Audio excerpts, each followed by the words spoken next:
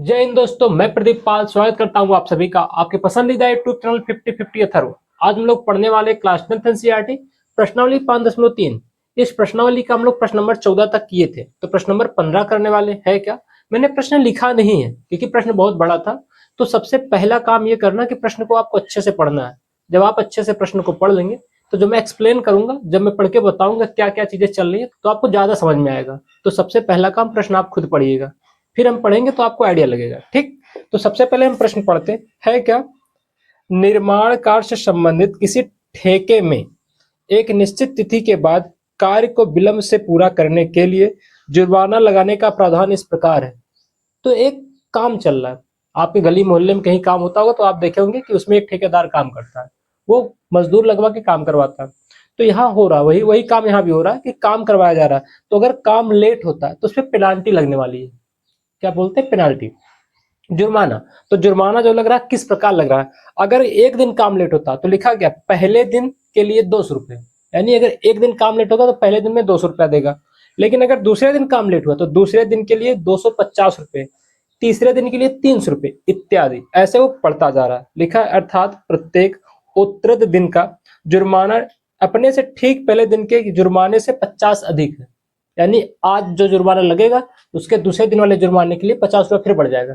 तीसरे दिन आएगा फिर 50 रुपये बढ़ जाएगा। तो 50 रुपये की बढ़ोतरी के साथ जुर्माना लगने वाला जितने दिन वो काम लेट करेगा, जितने दिन काम विलंब करेगा। एक ठेकेदार को जुर्माने के रूप में कितनी राशि अदा करनी पड़ेगी यदि वह इस कार्य में 30 दिन का विलंब कर देता है? यानी क्या बोला है कि एक ठेकेदार को कितना पैसा पे करना पड़ेगा वह अगर इस कार्य को 30 दिन लेट करे, यानी 30 दिन के बाद कार्य कंप्लीट करे। तो हमें क्या क्या चीजें दिया? पहले तो ये बोला क्या था, पहले दिन, पहले दिन के लिए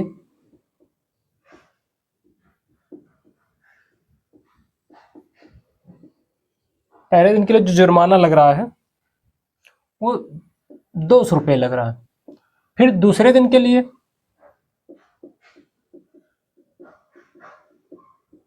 कितना लग रहा है? 250।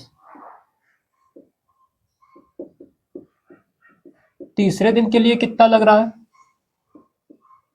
300 रुपये। तो पहले दिन के लिए वाले को मैं A1 मान लेता हूँ, दूसरे वाले दिन के लिए A2, तीसरे वाले दिन के लिए A3। ये मिल गया। तो AP तो हमें मिल गए, प्रथम पद, दूसरा पद, तीसरा पद। ये बोल क्या रहा है कि अगर 30 दिन कार्य लेट करता है तो ये हमें बताना कि 30 दिन के बाद वो कितना पैसा देगा। यानी N मिला है, N बराबर कितना मिला है? 30 दिन। 30 दिन में अगर कार्य नहीं कंप्लीट कर पाता तो कितना पैसा पे करेगा? तो हम लगाएंगे भैया क्या, 30 दिन में कितना पैसा कुल देगा, कुल कितना पैसा देगा ये बताना है। तो क्या लगाएंगे? SN equal to N/2 2A N-1 into में D। ये हमारा फॉर्मूला लगेगा। लेकिन ये फॉर्मूला लगेगा कब? जब सब कुछ पता हो। तो उसके हिसाब से हम देख क्या पा रहे हैं, प्रथम पद कितना था? 200। पदों की संख्या कितना है? 30। और सार्वांतर खुद बोला उत्तरोत्तर दिन के हिसाब से 50 रुपये बढ़ने वाला है। तो हमें डी भी दिया है, डी कितना दिया? 50। सीधा सा फॉर्मूला लगा लेंगे, आंसर आ जाएगा। कितने दिन के लिए निकालना था? तो हो जाएगा 30, 30/2 2A, ए की वैल्यू 200 और प्लस N-1 तो 30 माइनस का 1 29 हो जाएगा, मल्टीप्लाई में 50, S30 काट देंगे तो 15 आ जाएगा और ये हो जाएगा 400 प्लस 29 गुणे में 50, 15, 400। इसका भी मल्टीप्लाई करा लो, 5 9 45 के 5 हासिल 4, 5 दूनी 10, 4 14। तो S30 इक्वल टू आएगा क्या? ये तो 15 हो जाएगा, इन दोनों को जोड़ेंगे तो 0 प्लस 0 0 हो जाएगा, 5 और 0 5 आ जाएगा, 4 प्लस 4 8 हो जाएगा। तो 1850 आ गया। ये 1850 का जब गुणा कराएंगे 15 से तो आंसर मिल जाएगा हमको।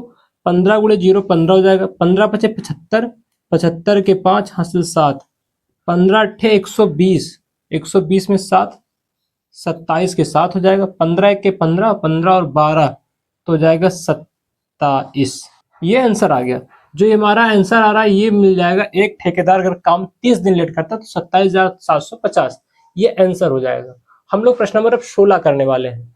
प्रश्न नंबर 16 मैंने इसमें भी प्रश्न को नहीं लिखा है, तो आप प्रश्न फिर से पढ़िएगा। मैं प्रश्न शुरू करता हूँ। किसी स्कूल के विद्यार्थियों को उनके समग्र शैक्षिक प्रदर्शन के लिए 7 नगद पुरस्कार देने के लिए 700 रुपए की राशि रखी गई है। यदि प्रत्येक पुरस्कार अपने से ठीक पहले पुरस्कार से 20 कम है तो प्रत्येक पुरस्कार का मान ज्ञात कीजिए। तो इसमें मैं 3 चीजें डायरेक्टली दिख रही। पहला, जो नगद पुरस्कार उसकी संख्या 7 है, तो ये तो समझ में आया, n = 7 है। पुरस्कार की संख्या मतलब पदों की संख्या हो जाएगा। फिर क्या बोल रहा है, कुल जितनी राशि है वो 700 रुपए है, तो SN मिल गया, यानी कुल राशि कितना है 700। फिर क्या बोल रहा है, और प्रत्येक पुरस्कार अपने से ठीक पहले पुरस्कार से 20 कम है। प्रत्येक पुरस्कार अपने से ठीक पहले पुरस्कार से 20 कम है। तो हमें पद पता नहीं है कि पहला पद क्या है। तो अगर मैं देखूं तो पहला पद अगर A होगा तो उसके बाद वाला क्या होगा, उससे ठीक 20 कम। फिर उसके बाद वाला जो आएगा इससे और 20 कम हो जाएगा तो 40 कम हो जाएगा। फिर इसके बाद वाला और 20 कम तो इसमें फिर 60 कम हो जाएगा। ऐसे करते जाता जाएगा। ये समझ में आ रहा है। तो ये कितने पद तक जाएगा, 7 पदों तक। तो अगर AP बनानी होगी तो प्रश्न बहुत आसान है, बस चीजों को समझना है। तो हमें जो 3 चीजें दिया था उसको मैंने लिख लिया। पहला, प्रदर्शन के लिए 7 नगद पुरस्कार देने के लिए 700 रुपए की राशि रखी गई है। तो ये पुरस्कार की संख्या n हो गया, पदों का योगफल यानी जो पुरस्कार का कुल पैसा था वो 700 रुपए SN हो गया, और प्रत्येक पुरस्कार अपने से ठीक वाले पुरस्कार से 20 कम है। तो उस हिसाब से AP क्या बनेगा, प्रथम पद, दूसरा पद, तीसरा पद, ऐसे करके 20 कम चलता जाएगा। तो हमें निकालना क्या है, SN निकालने के लिए पहले हम D निकालते हैं। D क्या हो जाएगा, A2 माइनस का A1। तो D = A2 है कितना 20, A माइनस का 20 हो गया, A1 A है तो A से A कैंसल, और D = आएगा माइनस का 20। D मिला, पदों की संख्या मिला, SN मिला। तो SN = होता है क्या, SN = होता है n/2 2A n-1 इंटू में D। ये हमारा फॉर्मूला होता है। पदों का योगफल कितना है 7, हो जाएगा 700। n/2 कितना पद है 7, 7/2 2A, A छोड़ देंगे क्योंकि A नहीं पता। n 7 माइनस का 1 हो जाएगा। D कितना है माइनस का 20। ये हमारा आ गया।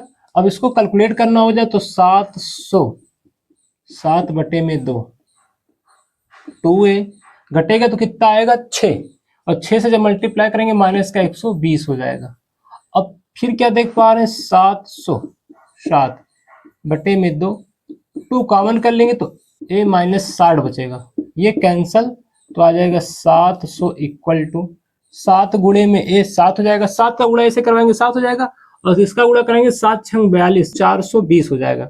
ये जाएगा माइनस हो जाएगा 700 प्लस माइनस से प्लस हो गया, और ये दोनों जोड़ेंगे 0 से 0 0 हो जाएगा, 2 और 0 2 हो जाएगा, 4 और 7 11 7A 7 तक पहाड़ा करेंगे 7 1 के 7, पहले एक बार गया, बचा कितना 4 42, तो 7 6 42 160 आ गया।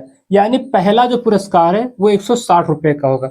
बाकी सभी पुरस्कार का बताना था कि कितने पुरस्कार हैं, तो 7 पुरस्कार है तो सभी को बता देंगे।